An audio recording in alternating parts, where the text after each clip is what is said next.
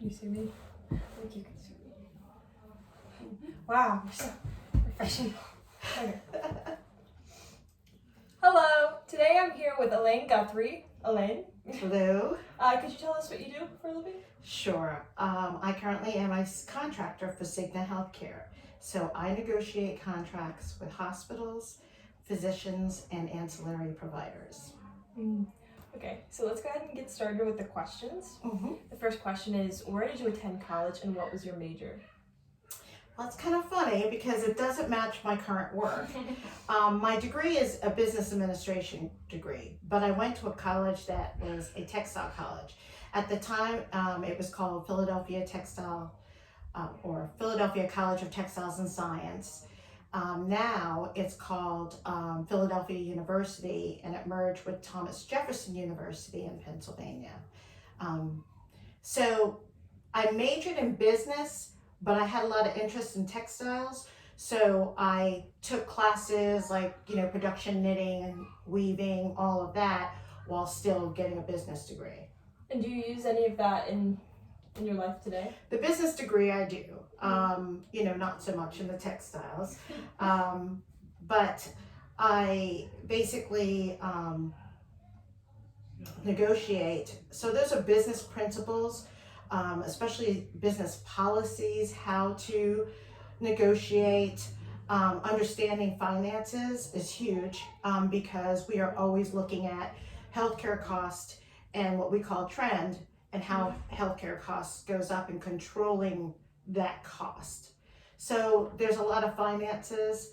I hate to break it to you, but everybody does use algebra. We use algebra. No. Yes. So you do need that because we're always figuring out why. But those are the basic principles every day. I think my training was how to deal with people, business folks, just like what you're doing right now is basically building skills that you'll use throughout your whole life. Well, that's actually perfect because my second question was, what kind of training did you have to endure for your job? Right. So first thing at Cigna, we have a lot of different softwares to look at claims, to analyze contracts, to build contracts. So you're constantly being trained. It's every year something new. We're now moving to a new finance system that will be better for looking at the cost of health of hospitals and really picking out what's trending, because a hospital may have so many services, but all of a sudden, and they say, oh, we're only increasing our service or cost by 3%. But if you look on every single service, you'll see, well, wait a minute, pharmacy has gone up 200%. And they might lower other things. So you're constantly analyzing all the services. So there's training in that. The training on, different payment plans. Like this year, we got training on Medicare, because that pays differently than a commercial. Commercial means an employer hires Cigna to manage their health care. And they fund the claims, meaning that they actually pay the claims, but we use all our different systems, our case management, our claim system, knowledge of Medicare, so you know kind of what the norm is as far as rules that you apply to a claim. So it is constant learning really throughout your whole career. Since I started in this 20 years ago, it's changed a lot, and we have a lot more tools. You keep perfectly setting up my next question, because the next question was, how did you get to this position? Well, it's funny, I was in textiles, hired by Burlington right from college. I was a sales rep. The textile industry kept on consolidating, the department stores kept on consolidating, and I ended up moving to Florida. And when I did, I looked up what is the biggest industry so that I can, further my career, because I knew I had to make a change from textiles to another area, and healthcare was the biggest industry. So first, I actually negotiated contracts for travel nurses. These are nurses that go on assignment for 3 months, 6 months, and there's a hospitals use them all over the country. And so I negotiated the hospital contracts, and from there, I went to a company called Kemper Insurance, and it was a workers' comp insurance company, and I learned really a lot more about hospitals and how all their services, how the price, what is a fair price for a day in a med-surg floor or an ICU. So from there, it kind of built. At one point, I was managing the Florida state plan, and that included traveling every week, and especially with a small child, that was tough. But and eventually, I went to work for United Healthcare. Moved to North Carolina, and I was recruited by Cigna, and I liked the ability to work at home. So it was a great opportunity, and I took it. It's a long path. What do you think is your greatest strength when it comes to your job? I think my ability. I'm a people person, and so I think one of the most important things now, for many years, it's been very adversarial between the hospital and the physicians and the insurance company. And we both need each other to survive. So when I'm negotiating or, meeting somebody new, I try to set the tone so that, okay, how can we both basically get to our means by controlling healthcare costs, but also fairly reimbursing the hospital or physician.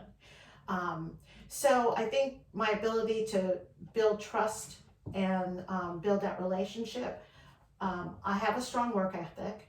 I think you really need to work at home. I mean, now everybody's working at home, but before that I was working at home, and you really need to have a space with no television.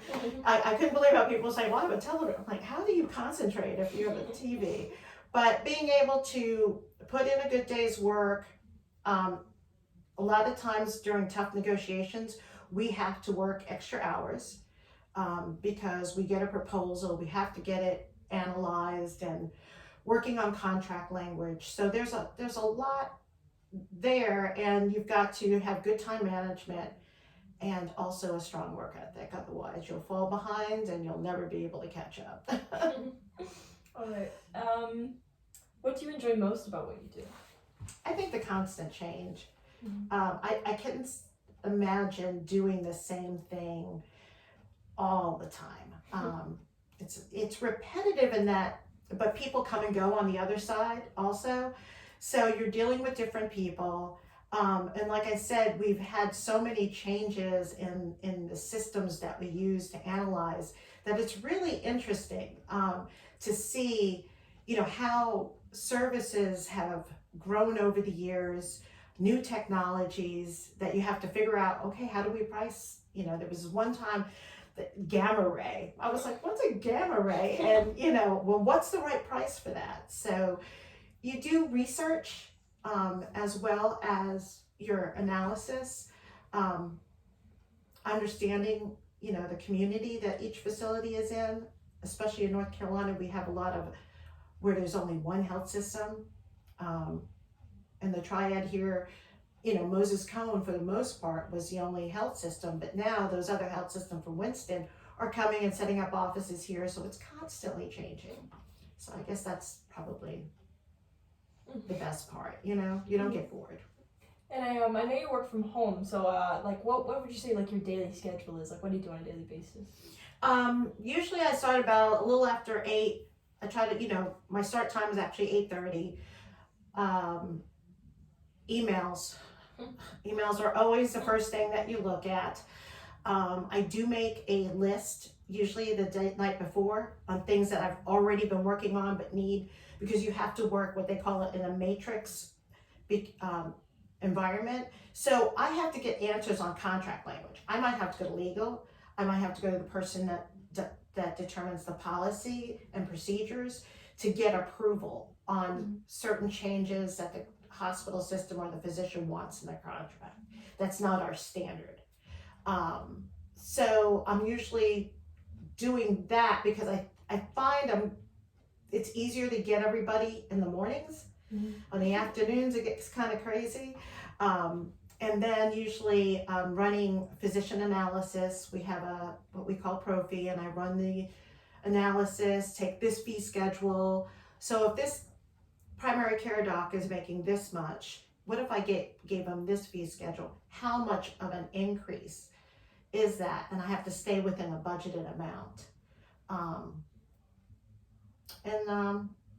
Yeah, that's usually my day, going between analysis, getting approvals, and of course in the emails, there's always issues like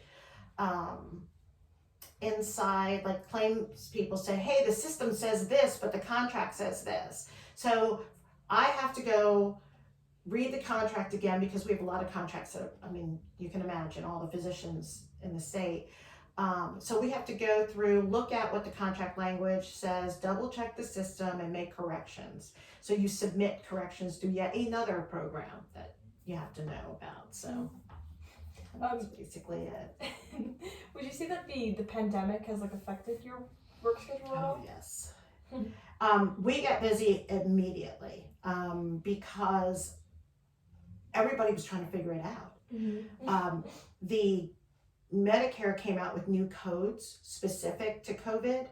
So the physicians were like, what do I get reimbursed? Virtual meetings, we were already working on that, and it was supposed to roll out in January of 2021. Well, we had to put that in fast gear because that's how everybody was seeing, the patients.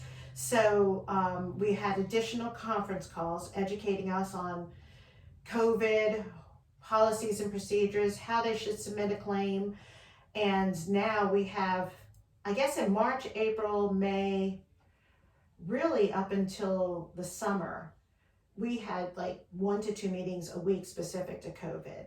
Right now, because we all kind of know we figured things out, just like the medical field has figured a lot out. We have them every 2 weeks. So that work alone, and the other area is, I had mentioned, it's called value-based contracting. And that's when you have an agreement with the provider of healthcare services that if they do well, if they manage cost and they have high quality, they also get additional reimbursement, because basically you're saving money on the long run if the patient is being managed correctly.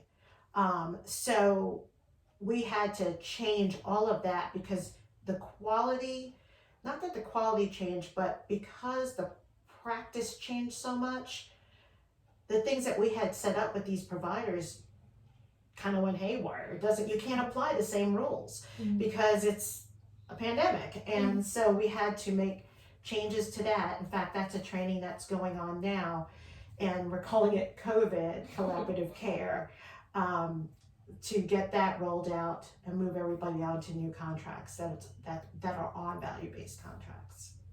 Now I want to get a little bit more into how get started in this field. So I was wondering what salary do you want to expect to make when beginning as a contractor? It depends a lot on your experience. When I first started doing contracting, and that was about 20 years ago, you can expect about $50,000 for a hospital contract. That has grown quite a bit. So right now, especially if you're doing all providers, you're probably going to make anywhere from 80 to 110, 120, because there's so much complexity now. I used to just, here's the contract, the doctor would sign, and there was no real negotiation. Even the doctors didn't really understand managed care that well, especially in North Carolina, because this is the last state to really adopt managed care. So it's just a lot more complex, and also more competition. It's hard to find people like us sometimes. And what skills would you say that are like vital to your job? You need your math skills. You need your people skills, organization, time management, and you have to have some thick skin. I don't know what professional context that would put, but be resilient, because there's a lot of no's, but you have to keep on plugging along and trying to find a solution. So you just have to, I think resilience is the most important though, especially now. And last question, what would you say is the highlight of your career so far? The highlight of my career. And it can be anything, not just in this job, just of your work experience and anything so far. Right. I became a manager very young, and I was in a male-dominated field. So at 28, back at the nurse staffing travel nurse company, the owners, who were also young, they put a lot of trust in me, and I couldn't believe it, but they hired me to be promoted me to be the manager over all guys. And it's one of my best jobs. We had a lot of fun. I didn't get the resilience or the resistance, I should say, that I expected, because they respected me. You know, they saw that I did well and my work ethic. And as long as you're showing that to your employees, that you're willing to do, you're not going to ask them to do anything you wouldn't do, you'll get a good staff and you'll have a good team. So I was really proud of myself at 28, becoming a manager, over those guys. All right. Well, thank you so much, Elaine. Thank you so much for giving me your time today. Oh, it's a pleasure. Thank you, Gracie.